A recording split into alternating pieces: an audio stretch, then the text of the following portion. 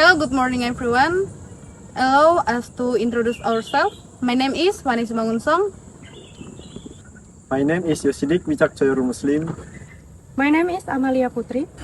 This video was made to fulfill the final assignment of English course, which is to conduct an interview about the law in an agency.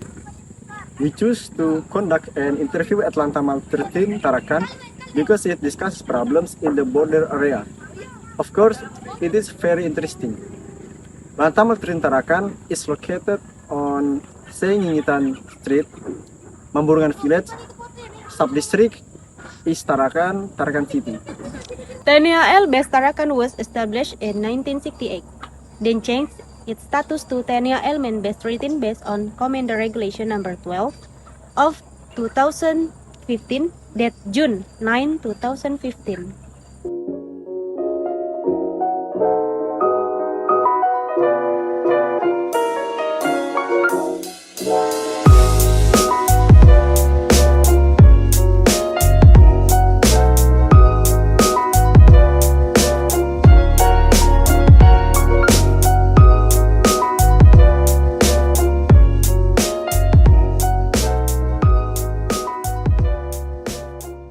Kami dari Fakultas Hukum Universitas Borneo Tarakan.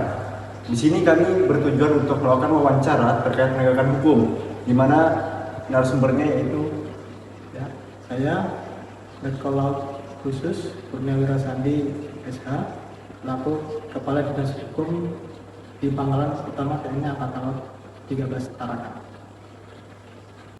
Baik, langsung saja ke pertanyaan pertama, yaitu wilayah kerja dari Lantamal 13 Tarakan ini meliputi daerah mana saja, Pak? Ya.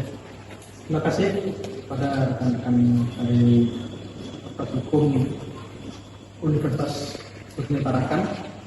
Saya akan menjelaskan mengenai wilayah kerja Lantamal 13 Tarakan. Jadi wilayah kerja Lantamal 13 Tarakan itu meliputi 3 provinsi, yaitu Kalimantan Utara sendiri, di mana wilayah kerjanya adalah di Tarakan sini, sama dengan nama yang di Nunukan. Kemudian wilayah kerja di Kalimantan Timur. Kalimantan Timur itu meliputi wilayah di Lanal Balikpapan dan Lanal Sangatan, termasuk Kalimantan Timur. Kemudian wilayah kerja yang ketiga yaitu di Kalimantan Selatan, di mana di sana ada Lanal Kota Baru dan Lanal Banjarmasin. Jadi ini adalah pataka atau bendera dari satuan Lantamal yang paling ujung. Kemudian bendera pangkalan-pangkalan.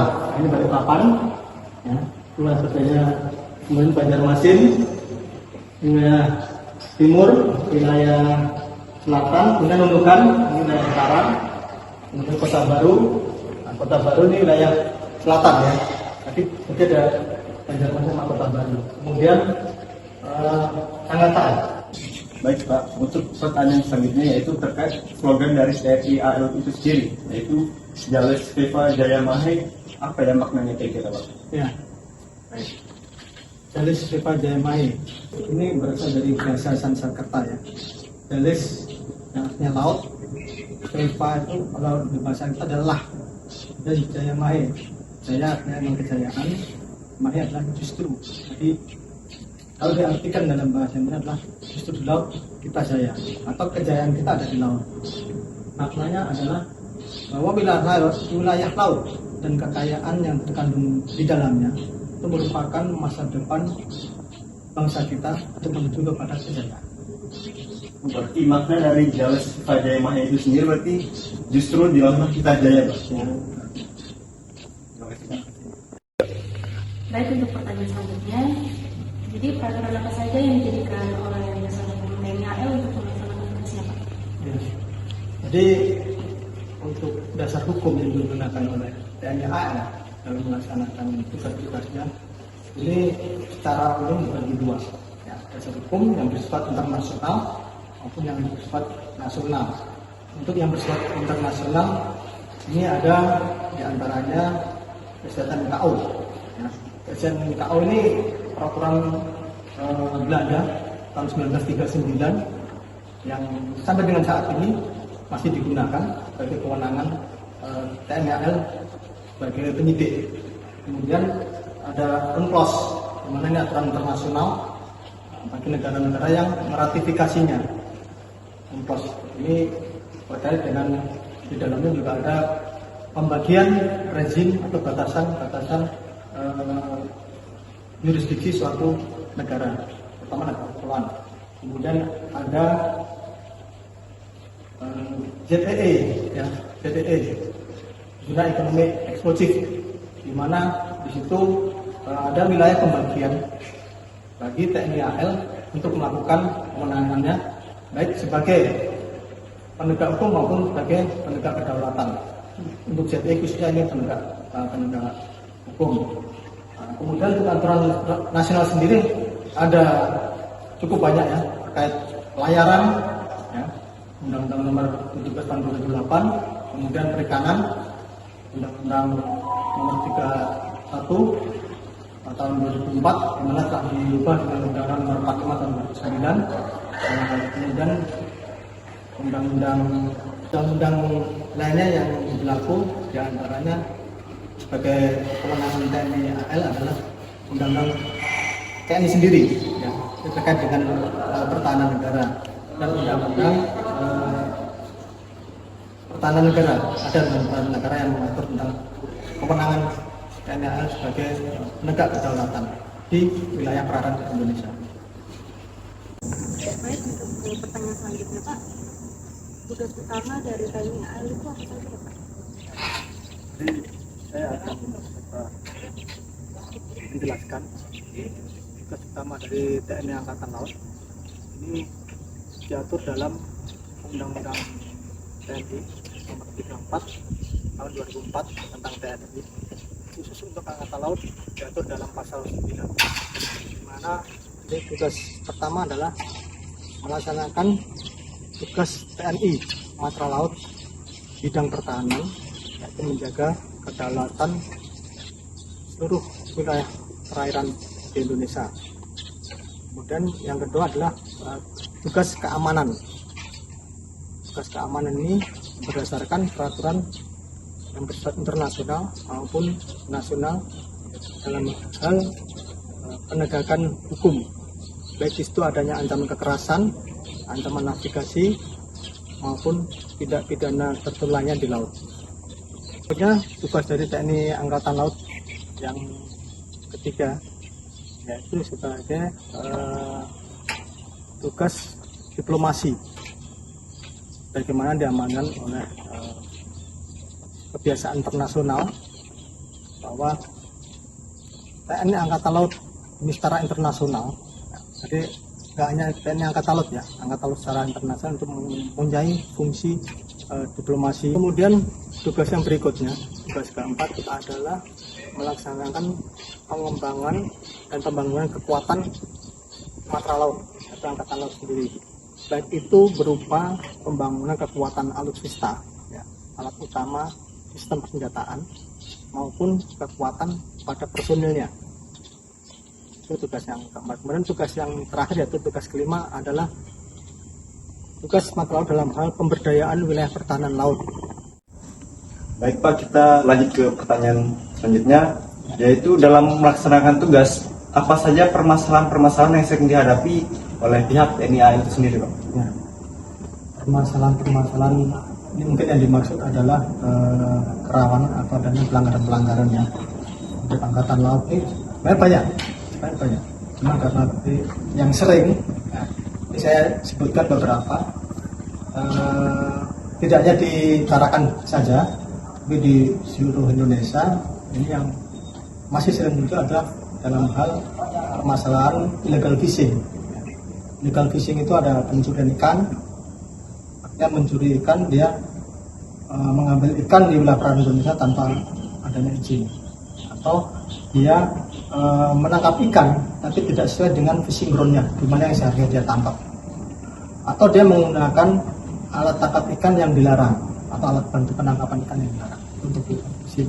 Kemudian illegal logging, Kalau illegal logging ini memang Angkatan Laut untuk penyidikan perkara kehutanan memang tidak ada atau belum ada kewenangan.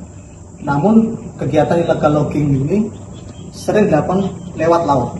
Nah, ini salah satu menjadi permasalahan untuk kerawanan.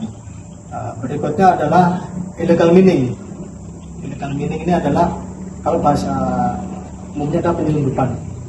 Kita tahu Tarakannya adalah wilayah perbatasan, di mana sangat-sangat rawan terhadap adanya praktek penyelundupan lewat laut. Human trafficking, walaupun di Tarakan ini selama saya bisnis belum pernah, ya. Tapi di tempat lain itu menjadi permasalahan. Human trafficking adalah semacam perbudakan terhadap orang. Dia dilakukan lewat laut menggunakan kapal-kapal yang dia terkamuflase sedemikian rupa sehingga dia dapat mengangkut orang-orang yang nanti objeknya menjadi jual beli atau perdagangan. Kemudian pelayaran sendiri banyak. Kalau di Tarakan ini cukup ada beberapa permasalahan mengenai pelayaran, walaupun sekarang sudah mulai masyarakat atau pengguna laut itu sudah mulai sadar. Kemudian perikanan tadi sudah ya. Yang berikutnya adalah imigran gelap, ya. Imigran gelap ini juga banyak. Untuk pertanyaan selanjutnya, apa tindakan yang dilakukan oleh TNI AL terkait masalah penangkapan ikan secara ilegal dan juga kapal asing yang masuk ke wilayah Indonesia tanpa izin, Pak? Ya, jadi tindakan TNI AL terhadap illegal fishing di Indonesia ini ada dua hal yang dilakukan oleh TNI AL. Yang pertama dalam hal pencegahan. Jadi sebelum adanya praktek atau sebelum adanya kejadian, mereka melakukan pencegahan. Bagaimana pencegahan? Dengan cara menggelar unsur-unsur patroli angkatan laut, yaitu KRI maupun kapal angkatan laut atau unsur paling kecil, mungkin patroli keamanan laut di wilayah kerja jajarannya, atau untuk kapal-kapal perang Indonesia yang berada di sekitar perairan JTI perbatasan untuk pencegahan. Kemudian untuk penindakannya, apabila memang itu ditemukan adanya pelanggaran oleh kapal ikan, di kapal ikan ini ada kapal ikan Indonesia sendiri, kapal ikan Indonesia, atau kapal ikan asing. Bagaimana betul mereka tertangkap dan ditemukan adanya dua alat bukti yang menguatkan bahwa mereka melakukan kegiatan illegal fishing, maka diproseslah secara hukum, dibawa ke pangkalan, kemudian diserahkan kepada penyidik pangkalan dan diproses lanjut. Nah, artinya dilakukan penyelidikan. Apabila memang itu terbukti dia melakukan, akan diproses lanjut ke penyidikan. Namun tadi sempat ditanyakan bagaimana dengan kapal asing. Jadi kapal asing ini kan ya belum tentu kapal ikan ya. Ada kapal barang, ada kapal, bahkan kapal negara atau kapal perang. Itu yang dilakukan oleh angkatan laut apabila memang posisinya waktu itu berada di laut, diadakan kontak, diarahkan agar keluar, dikirim keluar sepertinya.